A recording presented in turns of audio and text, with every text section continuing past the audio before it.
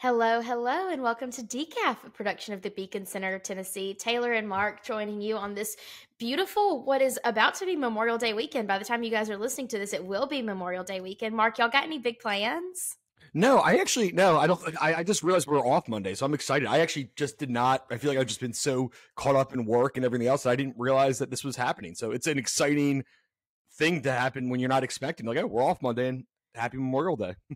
Happy Memorial Day. Well, my grandmother is turning 89 years old on June 4th, and we are throwing her a surprise birthday party. She won't know about this because she's not good with technology. Every time I text her pictures, I have to call her and say, okay, Jeej, now click on the green message button on your phone, and then you'll be able to see the pictures. So she won't be listening to this, so she won't know we're surprising her, but we're all coming into town this weekend to surprise her and then have a little Memorial Day cookout with my mother, Queen Carol. So I'm excited. I love Memorial Day weekend because it's the start of summer and I'm wearing my summer dress today. And I love that. I love the change of seasons. And obviously, think about what it represents too, right? These are people who lost their lives in war fighting for our Absolutely. military. I mean, so it's obviously we're honoring something good, and I always think it's not funny, but you see stuff on Facebook where people don't know the difference between Memorial Day and Veterans Day, and everyone says on Veterans Day, like, thanks to all those people who lost their lives. Like, no, it's just any veteran. No, it's just any veteran today. You can thank them for that, but yeah, Memorial Day, it's a,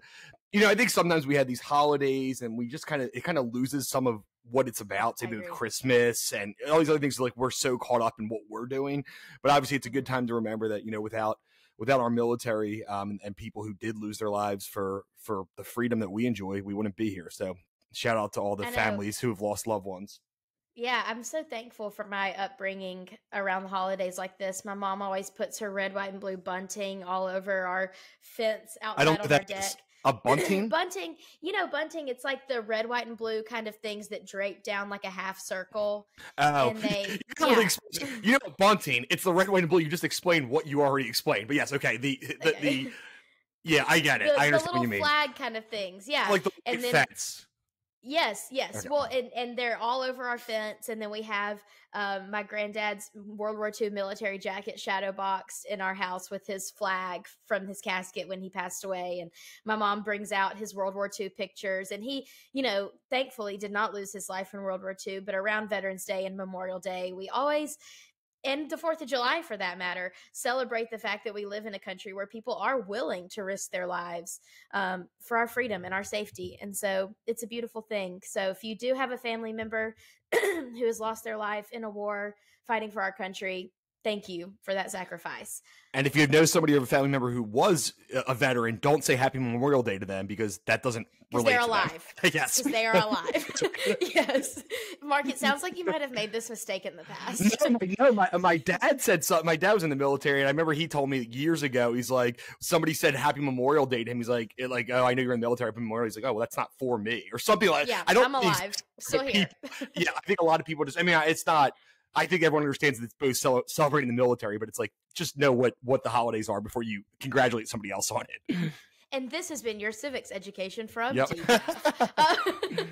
Let's hop into our topics today. So I don't really follow small metro governments that aren't Nashville. However, Fox 17 reported earlier this week that a Hendersonville city councilman and alderman, as they call them there, lost his cool when talking, not really lost his cool, but got really fiery talking about the budget in Hendersonville, which I thought was so interesting because if you've been following Beacon for a while, you'll remember that several years ago, we released what we called the City Freedom Index, ranking the freedom of cities on the top 25 most populated cities in Tennessee on merits like small government, the cost of their government, their free enterprise, what people are allowed to do on their property, things. And we boiled it down to so many small things, like are fireworks stores allowed, and can you have dogs in a fence on your property and things like that. And Hendersonville ranked really high. They ranked number 3. That's a really good score. Remember Laverne, another suburb of Nashville, ranked number 1.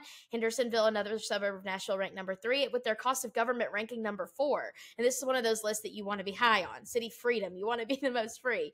And so I thought it was interesting and kind of refreshing to see a city councilman from Hendersonville, which already has a really good status as far as when it comes to cost of government and freedom, saying, listen, we can't just fund projects without raising taxes. And those of us who live in Nashville know It ain't so fun to raise taxes on projects that you're probably not even gonna use. Don't get me started on some of the things we talk about in the pork report. Don't get Mark started on stadiums. But I thought it was really refreshing to see that from someone so close to Nashville, where we are just like a dumpster fire of taxpayer spending, for him to call that out. I thought that was great.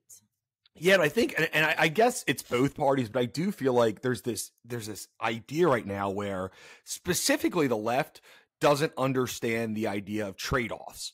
So this whole thing is that we want this and we want free this and we want free this. And they never ever discussed, oh, well, this is going to cost us more money. It's going to raise taxes. There's this idea like, oh, everyone, healthcare is a human right, whatever's a human right, transit's a human right. And they talk about all these issues and they never discuss how it's going to be paid for.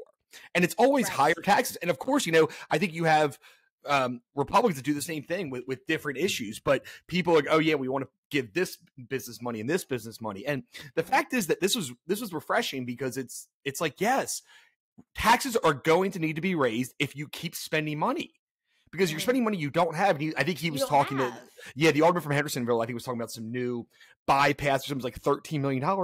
$13 million is a lot of money for Hendersonville. A lot of money. So you can't just say, oh, I want to make this better and this better and this better. You can't live in a paradise. Everything's a trade-off. And you have to decide, okay, if we're fiscally responsible, of course we can do stuff that needs to be done. Then you have these other issues like, well, it's going to cost you more money. Some people might say, okay, good. That's worth me paying more taxes for. Some people would say, no, that's a garbage project. I don't want to pay more money because the Titans want a new stadium. So there's a lot of different issues there. But I think the thing that we've lost in all of these discussions is just there's always trade-offs. Nothing's free. Everything that we do costs money. And how do we pay for that? Do we have a surplus? If so, then, that's a little bit better. Do you need to raise taxes? Do you have to go into debt and hurt your bond and credit rating? I'm excited that this is coming back because it's something that both parties, in my opinion, have just ignored for years. I think Republicans love talking about trade-offs when they're not in power, but then when they are in power, like, oh, more money for this, and they don't really talk about it anymore. So I do think it's great that he said that, and I think it's a discussion that we should have for every project, understanding the trade-offs of it. I know. And I think that a lot of people say, well, that's just our representative form of government. We elect people to make decisions for us. I'm like, no, when it comes to taxes, I am a big believer in that the people should be able to vote on that because you're the ones paying it. There's like a little tiny group of city council people who, yes, do represent you and you vote for them to represent you. However, that's such a small cross section of the population that the people who are actually paying these taxes should have to vote on. I know I'm kind of going off on like my political philosophy. Like, well, you're constantly, you don't believe in a republic. You kind of believe in just pure democracy, not the republic that we have.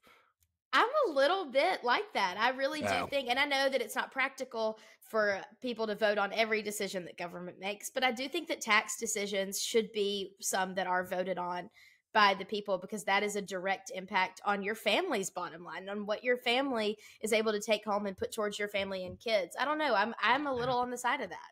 Everything's a direct impact on your family and your kids. Every big project, like the Titans aren't raising taxes because they're getting all this money. Now, eventually we'll have to pay for it in some way. And it could be, reduce services elsewhere, or more likely it's going to be, raising taxes. I mean, I kind of agree with you on like really big things like property tax increases or something like that. But for the most, that's what I'm talking about. Yeah. But I mean, this is like a $13 million thing. I mean, I don't want them to do it, but it's like you also, the people that you elect are who represent you. And if they go into debt and raise your taxes, that's something you need to think about. And, that's a good indicator for people to pay more attention to local elections and who they're voting for. And that's what I tell people all the time. You got to pay attention. You got to watch because there are so many things that you don't get a say on. You get a say on basically one thing, which is voting for the person who then goes and votes on your behalf. So you got to keep your eyes open and you got to watch. But kudos to Hendersonville for asking hard questions. I was really impressed. Well, one person from Hendersonville, not everyone. Congratulations to this one man from Hendersonville for asking hard questions. I think it's a beautiful thing, and I think that's what it's all about. Mark, something happened in Florida this week that got you all fired up. Everything bad happens in Florida. So everything, do you remember that thing where you would Google like your birthday and Florida man, and it would tell you that insane thing that like a Florida man would do on your birthday? Yeah. Mine was like on September 11th, Florida man like wrestled an alligator to its death. Like what? It's like 6 months a year that something like that's happening. I know, I totally agree. But Mark, there has been a travel warning issued to Florida, and it's not the kind of travel warning that we're used to over the last few years with COVID. What happened? Well, I mean, the NAACP is now an irrelevant organization. It's something that clearly has bought into this ridiculous, I guess, culture war. I don't even really know what it is.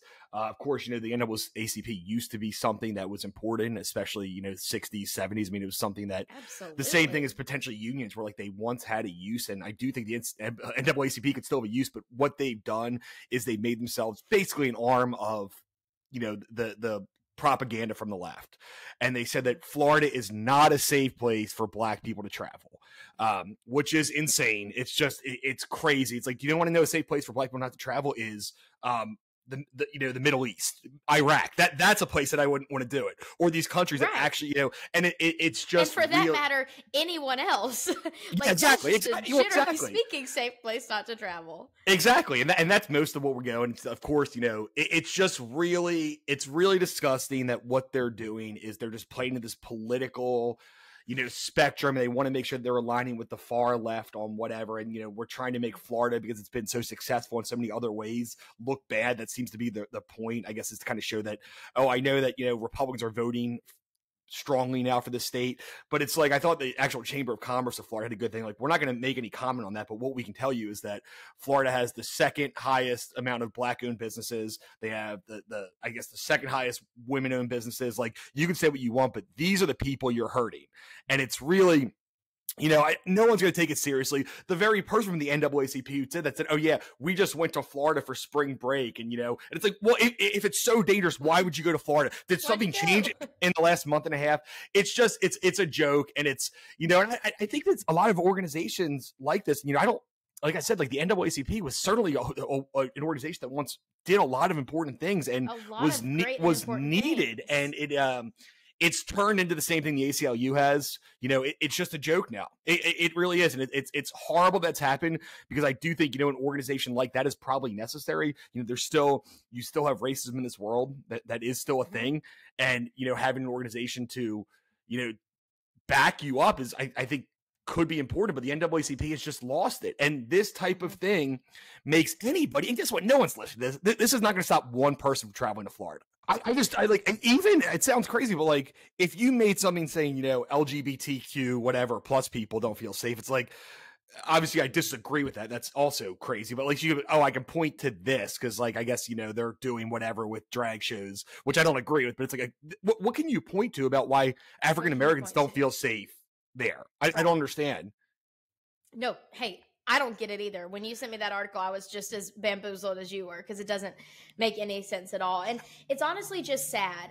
For me, and I say this all the time, for someone as conservative as I am, I really do have a bleeding heart. It makes me sad for two things. One, the Black people who are already there, who are like, this group that's supposed to be fighting for me is now making me feel illegitimate. It's making my business feel illegitimate by saying that Florida is not a good place for me, when Florida has been a good place. That's why I chose to start my business here. Or people who want to travel to see family. It makes me really, really sad for them to see this group that has fought for them in the past. And if they do live in Florida already, or if they're planning to go to Florida, if they have family in Florida planning to move there, now this group that's supposed to represent their interests is making that feel not legitimate or not safe. That it truly makes me sad. And I mean, truthfully, the NAACP should not be taken seriously until further notice. This just shows what a ridiculous organization it's become, because this is I can't imagine even the most liberal person saying, oh yeah, this is a good idea. You might say, oh yeah, I don't like, I don't like the governor. I don't like some of the policies. I get all that. Like, the idea of feeling unsafe, like, is there a bunch of, racially charged murders there?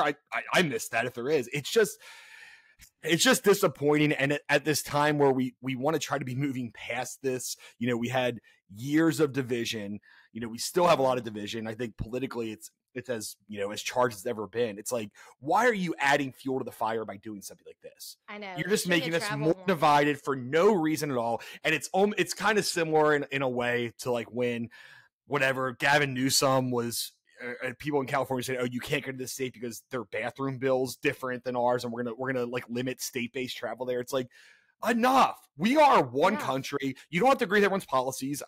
I certainly don't agree with most of California's policies. I still love going there. It's a great state. I love visiting. Same thing with New York. All those things I enjoy doing. I don't need to love their policies. I don't need to love their politicians. It doesn't matter. Right. And that's the beauty of having these states. The founders called the states the like experiments, the small laboratories of democracy.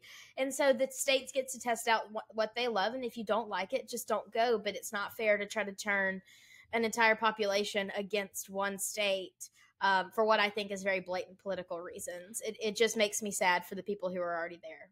And FYI, it is not going to work. It's actually irrelevant. I think that the NAACP is going to show how irrelevant they are today when this is not going to change one thing. Sure. Not one person's not going to go there because of this. Right. I agree. And I think it's going to turn more people off than actually be the warning sign that they anticipated. And I think they're ruining the legacy. I think there's actually a lot of conservative groups who have also done this with some of the things that they've gone after, in my opinion. I won't go into the details, but they've, over the past 4 or 6 years, I think they've ruined their legacy. And I think the NAACP to some extent could be ruining their legacy right now. Because like, people remember what you did recently, right? All the great things they did in the 60s and 70s. It's like, well, look what they're doing now. Is this still an organization, that represents me? Yeah. And it's like, and that's what you think of. Like, as much as it's horrible, look at what LeBron's doing right now. He's really deteriorated. He's still good, but he's not what he used to be. And people say, oh, look, he choked in the playoffs again. They don't remember how great he was for the last 15 years. It's what have you done recently? And I for the NAACP, that's not good news because people are not going to think of them in a good way right now. Well, speaking of basketball and not good news, Mark, and Florida for that matter, Mark, I used to think the Heat might be cool. They might be a cool team. They are. You've changed my mind today. And it's because you and the Heat share something very important in common. And it's that you guys are Nickelback fans. What the heck is going on in their locker room and also in your brain? Yeah, so Jimmy Butler, for people, a lot of people probably on our podcast don't watch the NBA like I do. This has been one of the most historic, remarkable runs of all time. Where this team that's an 8 seed, so they have a little play-in tournament to even get in the playoffs. They were down with 3 minutes to go to the Bulls in the play-in tournament to not even make the playoffs. And they're now 1 game away from making the NBA Finals as an 8 seed. They beat the NBA favorites for the championship, the Bucks, which Megan will tell you had no chance of happening before, which she was obviously wrong. They dismantled the Knicks, and now the Celtics, who were the favorites, they're beating 3-1. So they're going on this incredible run. And it's with a bunch of guys who nobody's ever heard of, and one good player, Jimmy Butler, who went to Marquette. Actually, he was actually in one of my classes. So, and again, drafted 30th. So it wasn't exciting. And he's excellent. And he has this weird thing where he plays this music to try to inspire the team. And they said that he loved "Party in the USA" by Miley Cyrus. He feels what the mood is, and he tries to play these songs. And he'll play, it's he's playing Rick Ross, and then. But I guess in this playoffs that he felt like Nickelback was the right thing and to get them motivated. And they have gone on this insane run. It's been just, I rarely get shocked in the NBA. In professional sports, you don't have that same shock factors when Appalachian State beat, Texas A&M. You don't have that. Sure. And this story is so remarkable. And it's serious as a bunch of undrafted guys who they lost 2 of their 3 2 of their 4 best players in the playoffs to injury. They have no one. They were the 8 seed, and they are 1 step away from making the NBA Finals. They started at 250-1 when the playoffs started. 250 put to 1. Some money on that. I did. I did. It was after they beat the Bucks. I got them at 35-1, so not quite as good. Not quite as good, but even $10 on that would be pretty good. I didn't believe in them either. I'm they've one good player, but Jimmy Butler, yes, and they like Nickelback, and so I was already cheering for them, but that warmed my heart, and it also just gives me this faith that this could be the Jazz, because this team has no business being here, and this run, even if they lose the series, has been unbelievably remarkable. And yeah, Nickelback is what's getting them through that. So I really appreciate that, and as if I wasn't cheering for them already, I got to cheer for them now. Because y'all have Nickelback in common. Justin said something where he said, as much as I hate Nickelback, I hate LeBron more. So good for them. That was kind of his. One more thing before we go. We have one more thing to absolutely rant about before we go. HBO has done some great things. They brought me some of my favorite shows. HBO Max is awesome. I loved HBO Max. Now they've decided to change their crap all over again and create Max, log me out of all my stuff, Yep. make me download a new app, and right before the Bama Rush documentary came out. I'm like, guys, don't do this the night before Bama Rush documentary comes out. I know that just changing to Max in general I thought was so stupid. I don't really understand the point of it before I go into Bama Rush. What was the point? Like, what was the point of turning to Max? I don't understand. So they said they want to make it more family friendly. One of the things they're doing, which I love because it's actually going to save me money, is they're putting all the Discovery Plus content now on there. So 90 Day Fiancé is on there. That 90 Day Fiance, 1,000 Pound Sisters, 1,000 Pound Best Friends, all the great shows that Discovery Plus has to offer is now on there. So it's actually saving us $7.99 a month because we pay for Discovery Plus because it's awesome. So I'm happy with it. With that being said, they're trying to focus on a more family friendly type thing, but you just wonder, look, HBO is associated with some of the greatest shows of all time. It's associated with The Sopranos. It's associated with, I know, women, Sex and the City. Sex and the City, my favorite show. Yeah, it's associated with some of these Succession, like all of these huge hits that really changed Game of Thrones. Exactly. Like, and taking that out of it just seems like a marketing blunder. Like, I don't understand. I get they're trying to make it more family friendly, but like, why not just keep calling it HBO Max or HBO and just, put Discovery Plus in it and don't mention it to anyone. Just say we're expanding our collection. So it was a weird move. And Entourage, like it's associated with so many great shows, and taking the HBO out of it, just my bet is within the next 2 years it goes back to HBO something. That I think this was a mistake. It's kind of the same marketing people that are like, oh, this is a great idea. It's like, yeah, the same people are like, oh, it's a great idea for Dylan Mulvaney to represent Bud Light. Like whether or not, like again, I don't care about what you agree with. It's like, think about the market that you're trying to hit. Think about your market. These people love HBO. Like they love it. The reason I get it is because like I love a lot of the iconic shows on there. I like the some of the HBO original series. So it just it seems like a mistake to me. And again, I don't care about the Bama Rush thing. That seems like the most irrelevant thing ever to me. I guess they just show Alabama's sororities. I will say, and I won't go into it because I've been ranting about it for a long time. I thought that it was going to be just like down with sororities, whatever. It actually was like so stupid. Shocker! Almost a show about Alabama sororities is stupid. I don't believe it. Next thing you tell me, little girls cheerleading shows are stupid too. I don't believe it. It was almost not even about the sororities at all. It was about a story that a director wanted to tell and found a way to tell it. Like I saw something on Twitter, and I won't spoil anything for people who might watch it, but no one's gonna watch it. No one cares. Okay. I saw something on Twitter said that Bama Rush documentary is a warning to all documentarians not to get too close to their subjects. And that's what I'll say about it. You can tell there were some holes in it that were, I think the documentarian got a little bit too close to the subjects. And when I watched it with Blake, I was really nervous about it. I was like, this is going to make our sororities look really bad. I don't know what to do. And we got done and he goes, well, that was stupid. That's about the best it could have gone. So honestly, it didn't make the sororities really look bad. I didn't think so. We'll take it. We'll take a stupid documentary over something that actually would make us look bad. I think your point is a good point too, whatever you read from that tweet. I think that's an issue with a lot of the true crime stuff too, where it's like, especially when there's somebody like, did they do it or not? Like I felt like with Cyril of Adnan that Sarah Keena got too close to him.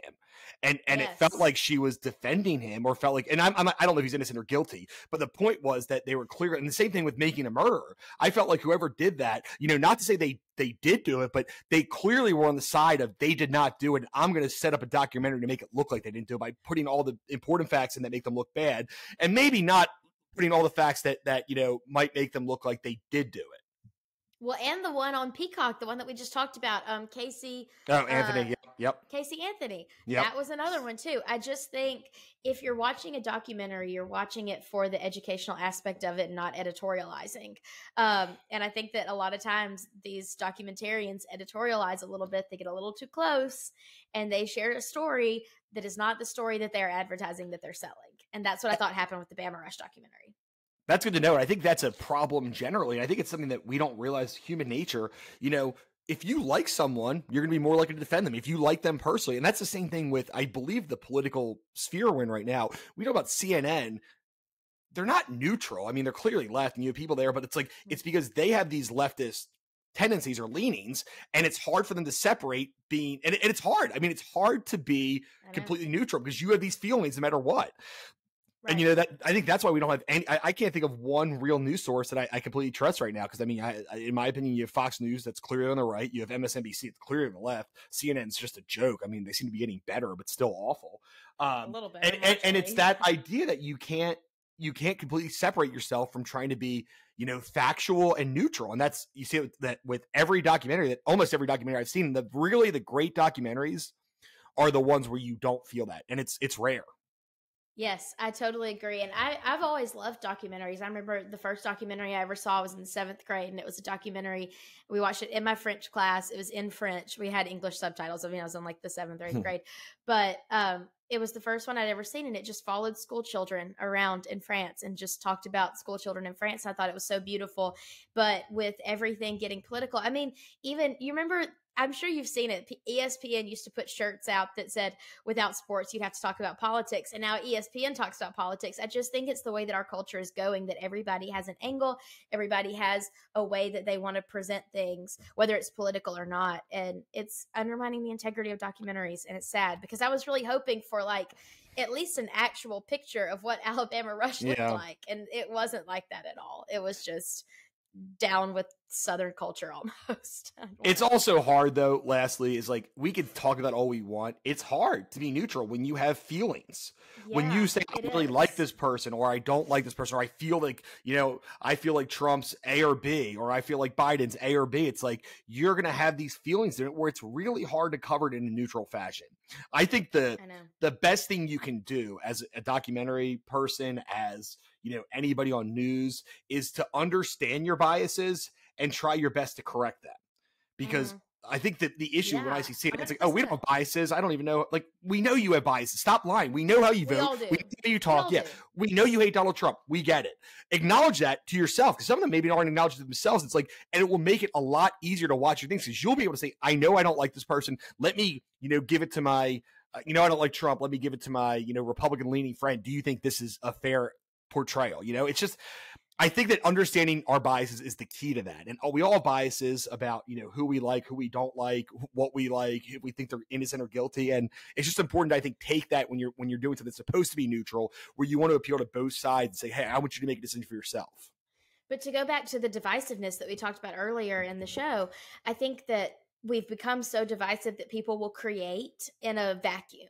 So you'll create something, directors, documentarians, artists will create something in a vacuum, and they're only surrounded by people who they know agree with them because they don't want a dissenting opinion. On either side, it happens on both sides. They create in a vacuum, and so there is no one to say, hey, this part that you mentioned right here, this is very clearly political, or this is very clearly representing your beliefs and maybe not the beliefs of the people that are in this documentary. They don't do that. They don't run it by people who might point that out, because they maybe are trying to get an agenda out there. They maybe haven't recognized that they are being so biased. Whatever it is, it's making me sad, because I used to really, like I said, I used to really love documentaries, and now it's just all an agenda and almost like a narrative to put forth a certain agenda rather than a documentary. It's sad to me. I don't like it. I would argue that every single person who does something like that, a documentary, a political thing, is you should have at least one or two people in the room that would disagree with you. And have them point out some of the flaws in what you're doing, or some of the ways that you say things. I do feel like that's, I mean, I used to, when I first worked at Beacon, I used to kind of say, I used to have press releases that I'd run by, one of my liberal friends, say, hey, does this sound fair to you? And a lot of times he'd say no, and I would, change some of it. Sometimes I wouldn't be like, well, I think that this is on you. But it's like, hearing that is important. And I think that's something that would benefit everyone, to hear the opposite opinion. The very best people in the world who are CEOs, they listen to the people that work for them, because who are on the ground, who might have a different opinion than them, because they want to hear that. So, and I mean, shout out to Justin too, who's really embraced that a lot. I mean, he always embraced it, but even more recently, he wants people to speak up when they don't agree with him for whatever reason, because he's got to hear that. I know. Well, long story short, Mark and I should make documentaries. So if anybody's looking to make a documentary and pay us a lot of money, we're here to help. We'll be your voice from our opinions. Mark, you got any other thoughts before we sign off for the day? Nope, I think that's it. All right. Well, thank you for listening to Decaf, a production of the Beacon Center of Tennessee. Tell us what you think about the show in the comments. Subscribe on Apple Podcasts, Spotify, or wherever you listen to podcasts, and we will see you next week.